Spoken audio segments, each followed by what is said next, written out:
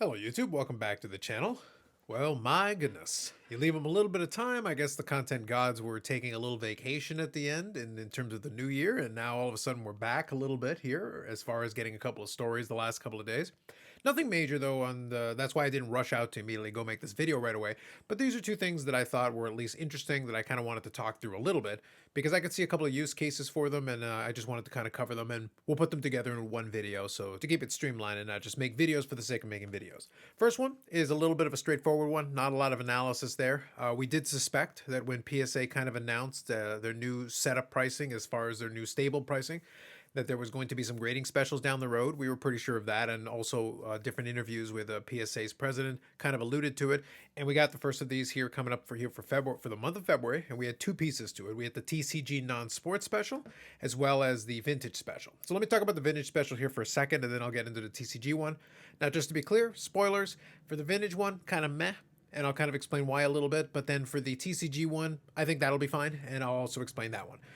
So for the vintage side of things, it's 1989 and older. That's what they consider vintage. And the declared value limit is 199, which is kind of one of the things that I mentioned when we talked about the pricing for the new year that PSA came out with, is that I was pretty sure they'd eventually use the declared value limit of 199 or 99 and offer that lower price with that. So it's a 10 card minimum, 1989 and older, regular and small size cards. You need a Collectors Club membership, and it's a 90 business day estimated turnaround. And they've got exclusions. It excludes crossovers, reviews, supersized T3, jumbo packs, coins, pins, tickets, etc., etc. Kind of the usual stuff you would expect.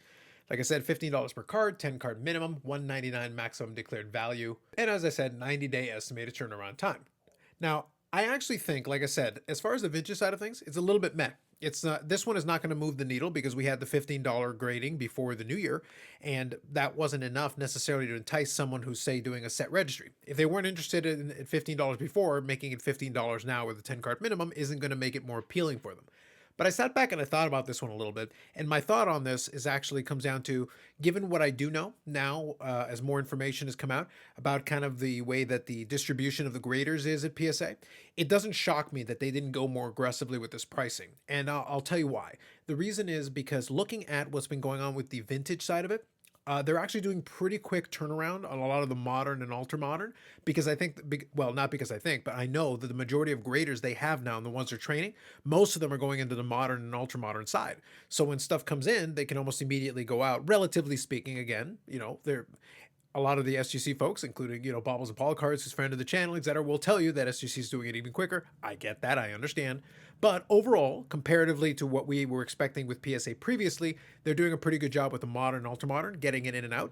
My last PSA order for those ones actually was turned around and is turned around in about a month. So it's actually not too bad from that perspective of it. Well under kind of the turnaround time, the estimated turnaround time. So they've been more than meeting that. And this 90-day business day turnaround time, I think, is a conservative estimate for the most part. But for vintage, it's probably closer to the reality because it's been a lot slower. So I think this pricing is more in line with, yeah, they'd like to have a little bit of business, but they're clearly not being very aggressive in terms of trying to get much in there, because I just don't think they have enough graders to turn it around quickly enough. They don't really want to flood. They want a little bit of a trickle, and that's really all they're going to be looking for here, because I think a lot of folks that were set registry folks are not going to be appealed by this. And that's unfortunate because they've been exceedingly patient, and I think at this point some of them are probably going to start giving up. But there are some use cases, I'm sure, for the $15 one where the vintage makes sense if you're willing to be a little bit patient. But I think this one's not going to have too much of an impact one way or the other. It's there, but it's not going to be very impactful. And this will go through the month of February, like I said. I think more impactful is the TCG side of thing, which the terms are almost identical. But if you notice, and you'll see a difference here, I talked about the declared value. I talked about all these different pieces. The vintage one, an estimated turnaround time of 90 business days. However, look at the TCG side. The estimated turnaround time is 65 business days. That's indicative of the fact that modern, ultra modern, TCG, and all those ones, they're going in and out the door much quicker. So even when they're being conservative, you're noticing almost a 30-day difference between the two. Even though the declared value limit is the same, the years accepted 1980 to present, that's fine. So that's TCG and non-sport, regular and small size cards, Collectors Club membership, all the rest of the pieces, 10 card minimum, $15 per card. All the rest of it's exactly the same. Now for TCG, I think this will be more impactful because as if you've kept up with the gem rate data a little bit, you will see that the TCG has been a very strong percentage of what a PSA is actually grading these days. And they're actually doing very well with the TCG side. So they got a little bit of an influx towards the end of the year as the $15 one was ending. I'm sure this special will appeal to a lot of the TCG folks, the Pokemon mostly, I would say, Magic the Gathering a little bit, and some of the Marvel cards and things like that. There will definitely be some interest in that because, like I said, last time they were very interested in the $15 level, offering it to them again in February at the $15 level. I think there's still cards that will probably come in on that. So they'll probably see a bump on TCG. I think this special will be a lot more effective in the TCG side of things than it will be for the vintage side of things. But that's what they've offered here. So the February special, we've got a vintage and we've got a TCG non-sports special. Same declared values, years very similar.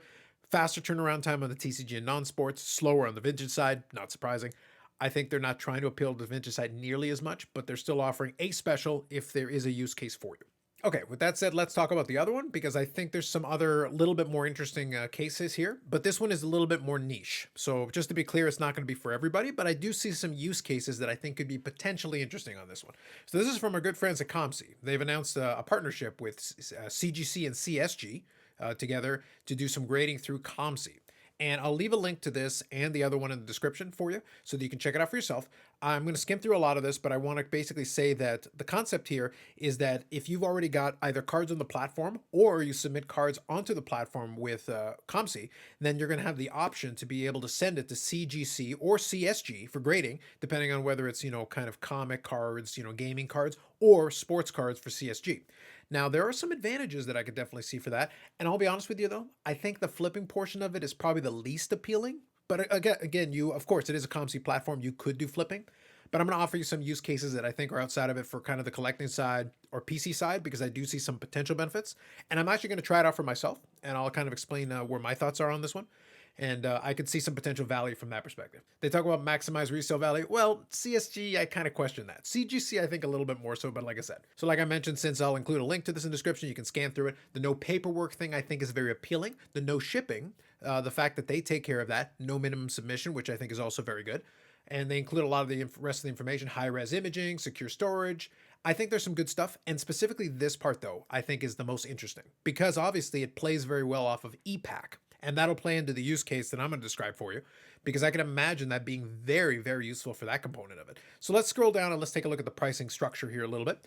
So you got the bulk rate here. So this is CGC. You got their bulk rate of $250 maximum value, estimated 8-week turnaround, $18 per card. Economy, $500 maximum value, 6-week turnaround, $25 per card. Standard, $1,000 maximum value, estimated 4-week turnaround, $32 per card. Express, $10,000 maximum value, estimated 3-week turnaround, $60 per card, and walkthrough, $50,000 maximum value, estimated 2-week turnaround, $135 per card. So that's for the CGC trading card side. CSG, slightly different pricing breakdown. A bulk, $250 maximum value, estimated 8-week turnaround, $15 per card. Then it goes to $18, $22, $64, and $170. I don't want to go through all of them again. You can see the chart. So it starts at $15 on the CSG side for bulk for about a 2-month turnaround.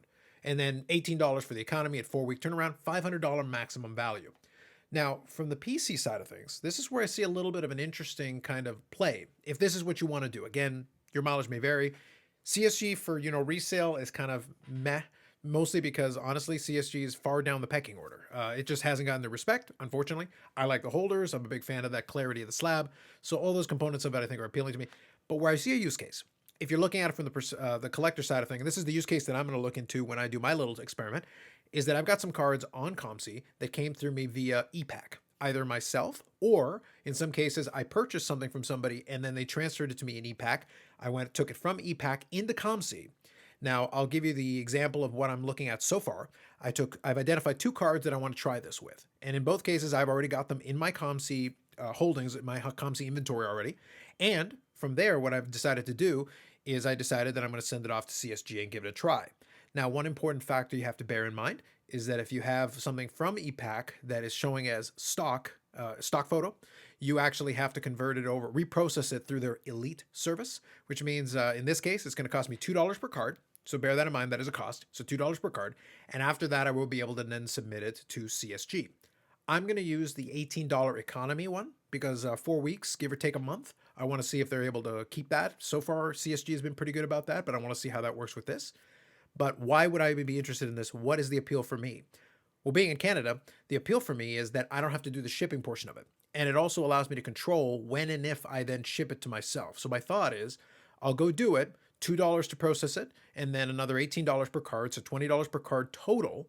And then when I get it into my COMC inventory again, I'll be able to consolidate it with other cards in order to actually be able and send it to myself and kind of control the potential customs fee that I'm gonna pay, because obviously the declared value is going to be very important with that. So I think that's a potential useful thing that could definitely help as far as that's concerned.